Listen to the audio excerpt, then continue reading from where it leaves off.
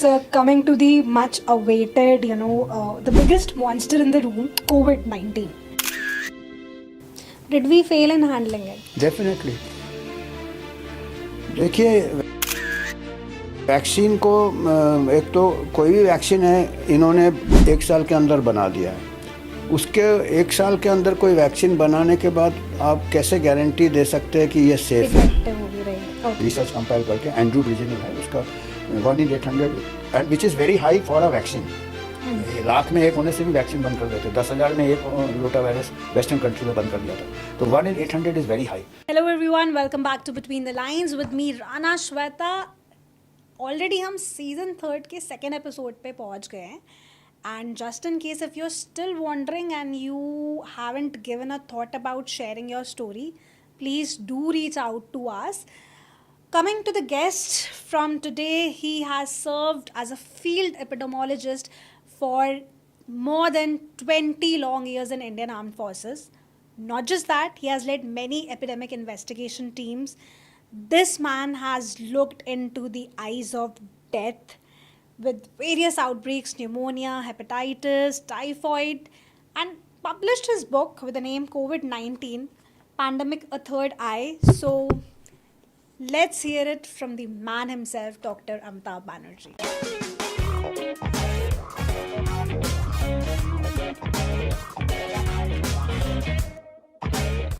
Welcome to Between the Lines, sir, and thank you so much for traveling all the way from Pune to Delhi for this.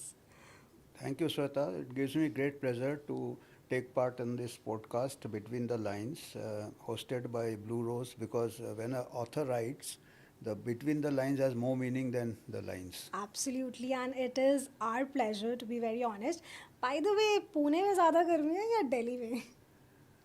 Garmi.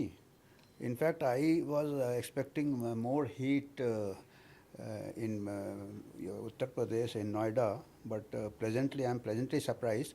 But this interview is giving me more heat because I am usually as a teacher, I am used to ask questions. Now I am at the other end. Well, jokes apart, I mean, coming to the serious matter, you have served as an epidemiologist in Indian Armed Forces for 27 long years. How is it being in forces? मतलब जैसा हमें दिखता है या दिखाया जाता है media के थ्रू, actually में how is it inside? Your media must be making it exciting, but living it is more exciting. Actually, serving is more exciting, but may not be. There are periods of not that exciting also, but there are periods of excitement, and it gives a very good exposure, different terrains, different geography. You meet people from all over the country. They are your colleagues. You meet people. You reach out to people, and as a doctor, in many of the remote areas, we had to give treatment to civilians also. So it's a very enriching experience. Correct. So, I mean, I particularly remember, I mean, you have been a field epidemiologist. Yeah. What was it like serving on the field? मतलब दुश्मन से एकदम face to face ऐसा कुछ ambush कभी आपने experience किया, face किया, which we actually get to, see through movies और या हम TV पे अक्सर news में देखते रहते हैं. Actually, field epidemiologist is a medical term, means medical में भी field में जाना पड़ता है.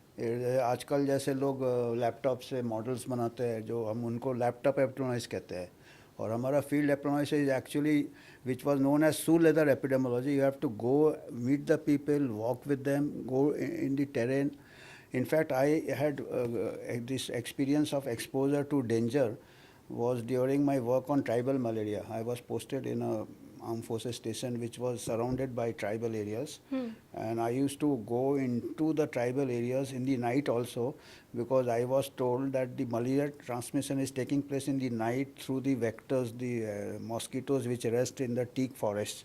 Breed during the evening hours. There are different types of vectors. So some vectors in the forest they breed and they rest on the tree tops rather than in the houses.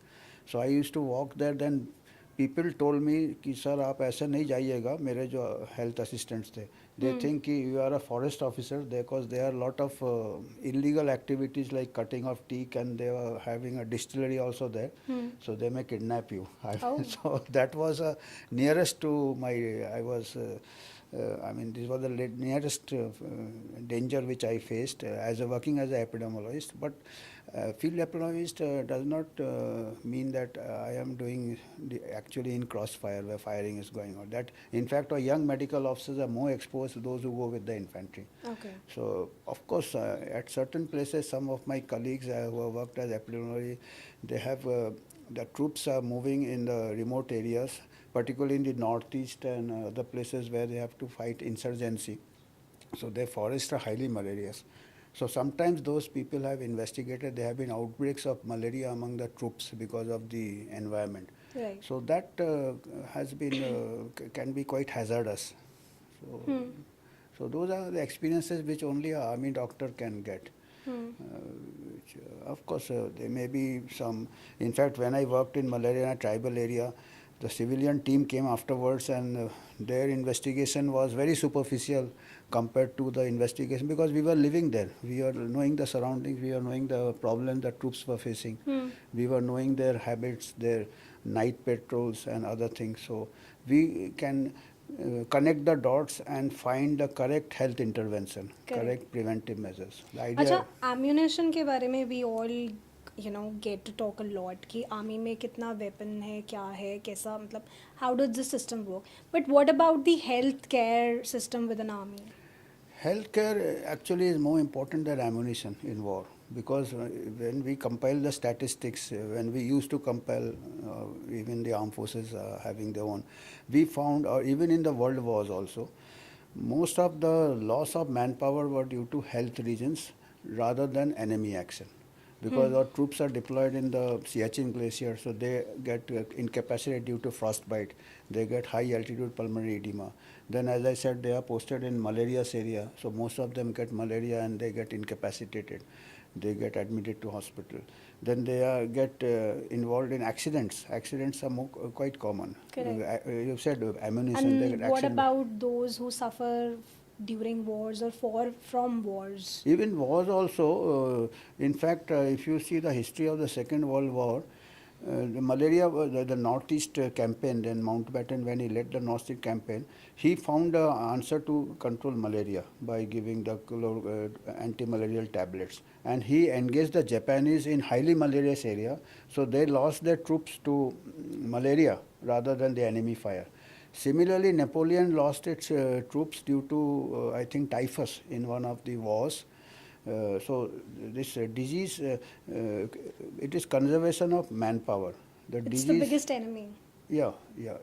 Because the number one is the and nature. Nature, you have to conquer nature first. Then only you can fight with your brothers. I mean, enemy is human. Then only you can fight the human enemy. And the third enemy becomes the self. That is also some of our troops in isolation, they take to alcohol and other things. As Bertrand Russell said, that humans have three enemies. First, human has to conquer nature. As I said, the high altitude problems, the health problems, the vectors, the disease, that is the fight against nature. Then only he fights against the enemy. And once he vanquishes the enemy, that person becomes self-destructive. There is a boredom, nothing to do. So they may resort to drug addiction and alcohol and other things. I mean, these are just philosophical, but in the armed forces, this is through generations, Bertrand Russell had worked it out, the human psychology. But in the armed forces, in a very short period of time, you can see all three types of dynamics. You are fighting with the elements, you are fighting with disease, high altitude, difficult terrain, desert. There are so many troops, they get affected by heat injuries, desert, then the enemy action, and then they are isolated from family, they are isolated from social support. Emotionally. They may get traumatized. Even battle is traumatizing that way because you can. So these are. I mean, there are a lot of enemies apart from the real enemy. These are, all these things cannot be captured in a movie actually. Right. That is for entertainment. Correct. So from being an anesthesiologist to epidemiologist and now being a professor, if I'm not wrong, How do you describe yourself as Dr. Banerjee? Who is Dr. Banerjee? Dr. Banerjee just didn't know what he was himself actually, just drifted actually. As a young person, when I was struggling, I passed out MBBS, knew I was struggling, so I joined anesthesia just to, I thought it would be exciting to work in the OT. Then I found the anesthesia is not for my nature because I was fond of reading and I was not getting any spare time.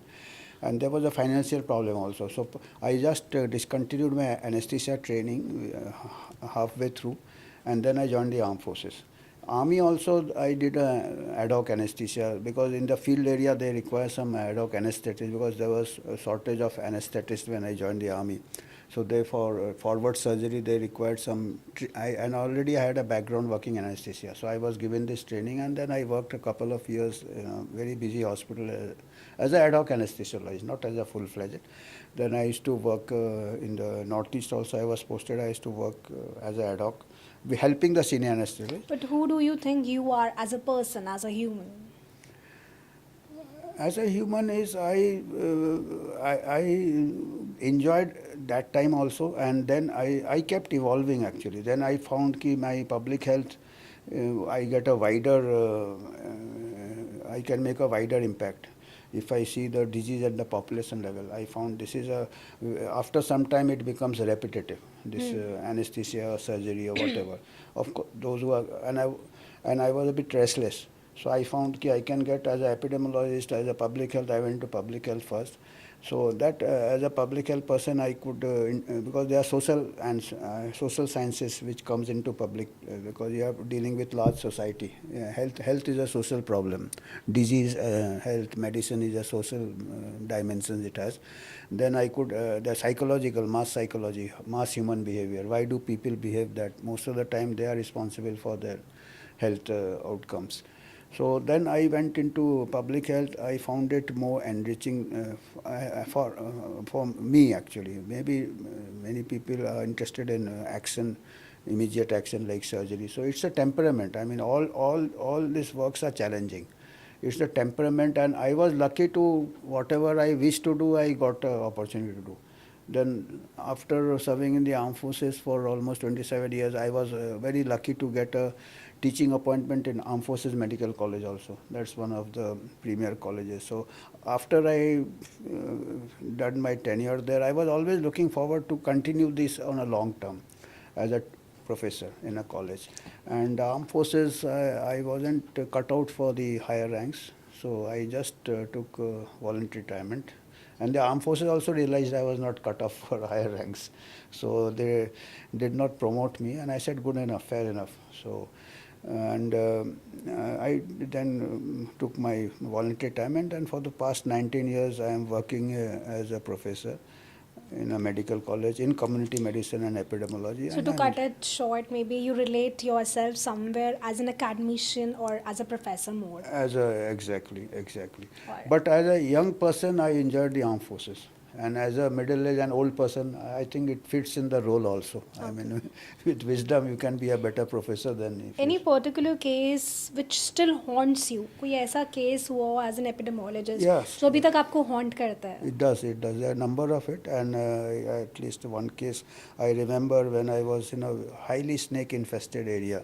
We used to get a lot of snake bites in the Panagar, small village in Panagar in Bardwan district, West Bengal. In fact, at one time, this Panagar was used to come in the Guinness Book of World Records also as the most snake density or highest density of snakes in the world. So we used to get a lot of snake bite cases. And of course, that time I wasn't epidemiologist. Of course, I was a public health person. I was an epidemiologist. I was posted as a health officer there. And one of my staff, health superintendent, his daughter, 16-year-old daughter. In fact, there for 3 years, I was there for 3 years. Early 1991, I was there. And in my casualty duties, I must have, in 3 years, I must have managed about 60 cases of snake bites. And they all survived because we had a protocol to treat the snake bite, immediately observe them and give them, if required, only give them the anti-snake venom in the military hospital we had. This girl was 16 years, 17, or a very beautiful girl. She was bitten by a snake. The tall grasses were there, and she ran and ran and ran. and running she came home. And when the father brought her to the hospital, I was there. She had the venom had spread all over, and we could not save her because she went into the respiratory failure. She went into coma. She was in the ICU, and I felt why it haunted me is that I realized that we are treating the cases, but this is a snake infested area. We should have been giving the schools how to give first aid in snake bite. Because if we started a program afterwards that in snake bite you should not run because your circulation will spread the venom. You should immobilize the part. You should put just like a fracture, you should put a splint, put a crepe bandage. You don't tie also that tourniquet. That is also out. Sometimes it causes gangrene. We have seen cases. So that haunted me that I could not launch a health education program before the simple program that when you are bitten by a snake, be very calm, don't move around, don't run, and she ran. So this is something which haunts me because, and that father was naturally, the parents were heartbroken, and in fact I also, and still that haunts me.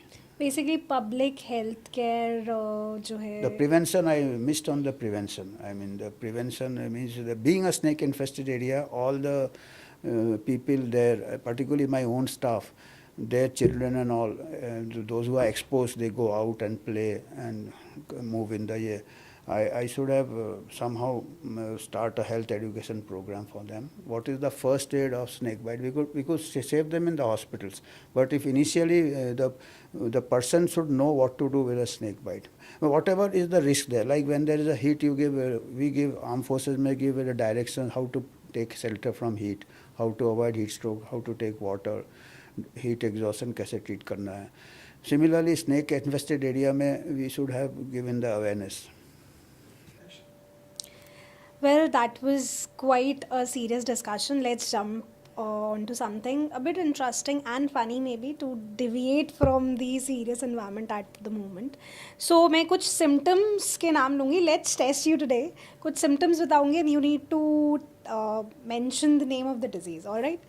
So the first one is it's a viral illness marked by a distinctive rash and low-grade fever, posing particular risks to expectant mothers and their unborn children. ये जिसको German measles कहते हैं, इसको rubella या German measles, ये बहुत हल्की बीमारी होती है. एक्चुअली ये मीजल्स जैसे होता है, खसरा जिसको कहते हैं, खसरे से भी हल्का होता है. पर पहले 3 महीने में मदर्स, प्रेग्नेंट मदर्स को, ये ऑस्ट्रेलिया का एक ऑप्थेमोलॉजिस्ट था 1954 में, शायद 50 में, नॉर्मन ग्रेग, उसने आविष्कार किया था कि ये बच्चे पैदा हो रहे हैं, उनको जर्मन मीजल्स जो बच्चे पैदा होते हैं उसमें नुकसान होता है. अगर पहले 3 महीने में गर्भवती माताओं को अगर ये इन्फेक्शन हो जाए तो बच्चे को कैटरेक्ट होता है, हार्ट डिजीज़ होता है और कई बच्चे अबॉर्शन हो जाता है. तो ये जर्मन मीजल्स है. नंबर मिलता है मेरे को. On spot, sir. The second one is it's a bacterial illness often transmitted through contaminated food or water, causing high fever and gastrointestinal symptoms. ये बहुत कॉमन बीमारी है. ये साल्मोनेला है. कोई भी जो फूड बॉर्न जिसमें फीवर होता है, हमने कई आउटब्रेक्स इन्वेस्टिगेट किए साल्मोना के. आर्म फोर्सेस में काफ़ी कॉमन है और ये पर्टिकुलर छोटे छोटे चूहे वगैरह के एस्क्रीटा से या छोटे एनिमल्स के एस्क्रीटा से अगर फूड कंटामिनेट हो जाए तो. आम भाषा में जैसे हम टाइफॉइड रेफर करते हैं. टाइफाइड इसका क्या है, साल्मोनेला ग्रुप में आता है, पर ये टाइफाइड से थोड़ा अलग होता है. साल्मोनेला टाइफी के, ये साल्मोनेला टाइफी म्यूरियम होता है इसका जो होता है, पर वो उसी बैक्टीरिया होता है, उसी में टाइफाइड भी हो सकता है. बट ये दूसरा है. टाइफाइड है पर्सन टू पर्सन ट्रांसमिशन होता है. ये साल्मोनेला जो फूड पॉइजनिंग होता है, साल्मोनेला गैस्ट्रोएंटेराइटिस, वो होता है साल्मोनेला टाइफी म्यूरियम, दूसरे ऑर्गेनिज्म होते हैं. Alright, the next one is it's a bacterial infection usually spread through contaminated water or food, leading to severe diarrhea and dehydration. ये पहले बहुत होता था हमारे कॉलेरा में बिल्कुल राइस वाटर. हाँ, बंगाल बदनाम होता था. और इसमें पहले जो क्लासिकल कॉलेरा होते थे, बहुत डेथ्स होते थे. उसमें प्रोजेक्टाइल वॉमिटिंग होता था, राइस वाटर स्टूल होता था, चावल के पानी जैसे दस्त होते थे.